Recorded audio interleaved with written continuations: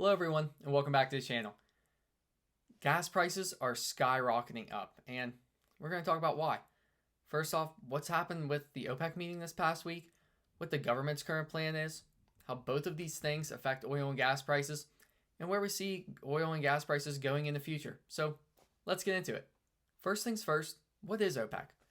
OPEC stands for Organization of the Petroleum Exporting Countries. Some countries that are in this is Iraq, Iran, and Saudi Arabia. So what exactly do they want to do with this organization? Well, they want to try to keep oil prices high.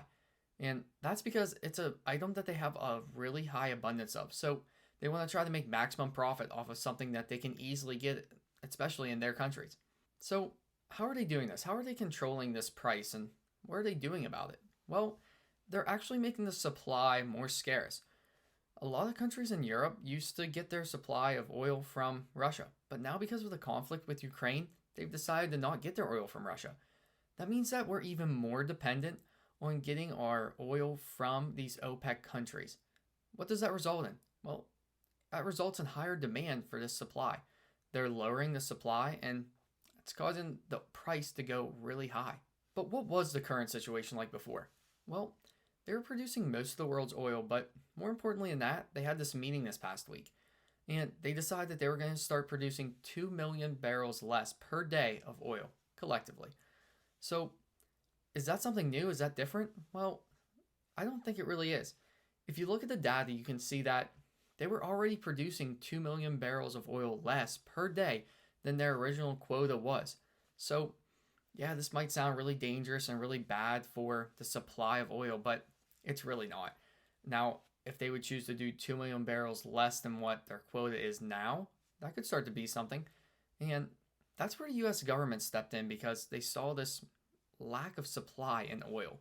So while OPEC was working to try and keep the price of oil really high, the Biden administration decided that they wanted to do something about it. And what they did was they started releasing 1 million barrels of oil a day in order to try and lower the price of oil. Well, what does that really do?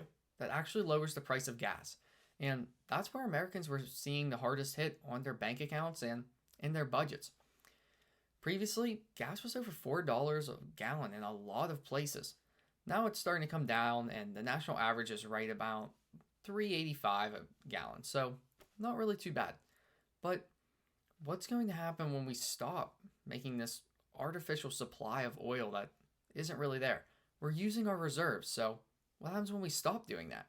Well, we're about to find out. October 30th is when we're going to stop producing this supply to the world and to US.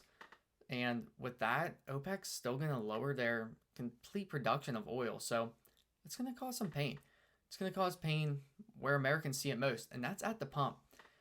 You know, a lot of people were working from home previously, but that's not really a trend anymore. It's either a hybrid work environment or people are going into the office more. People are spending more money on gas. There's a higher demand for it. OPEC knows this. They want to use this to their advantage, raise the price of oil, raise the price of gas, make more money, and now we've played our cards, so what do we do? Well, an even more important question is, how does this affect you and how does this affect our communities? I want you guys to go ahead and leave a comment down below what you think the price of gas is going to be within the next 6 months, but I'm seeing it going really high. We did see some high prices in June and July of this past year, but I think we're going to exceed that. We played our card. We don't have a large supply of oil anymore to go ahead and say, hey, we'll go ahead and use this to try and lower the prices. We did that already. We're going to stop doing that October 30th. So we have nothing to really try and stop this play that OPEC's using. That means we're going to see some strong pain. Examples are at the pump and in people's heating bills whenever they go to fill up their oil tanks for their houses. Now, not everyone uses that, but we could see in other places like energy where people use forced air to heat their house or any other type of expense in terms of energy usage. It's really expensive to get this right now, and OPEC knows this. So just a few comments to try and talk about how we can save money in this time, or at least plan for this. Number one, look at your budgets. What do they look like? Can you shift some things around to try and be more economical in other places? I know inflation has been hurting people badly recently. I know it's been tough. But if you can try to plan for this early and save a little money and try to plan for this large price increase in gas, I think it'll be best in the long run. Also, try to just be aware of this. Try to work from home if you can. Don't go into the office quite as much if you don't have to. If you have to go into the office, that's a different story. But for those of you that can't, try to use that to your advantage where you don't have to pay this extra money every month and you can save some money to use it on other things. Lastly, try to look at your thermostat. Maybe turn it down a degree or two at night whenever you're sleeping, or maybe if you're at work, try to turn it down so you're not heating the house unnecessarily when you're at work.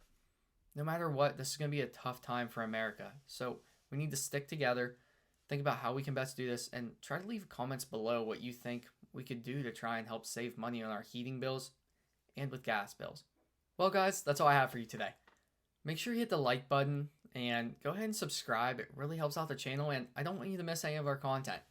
Be sure to leave a comment below if you have any questions or want to say anything about heating prices or what you think is going to happen. Otherwise, I'll catch you guys in the next one.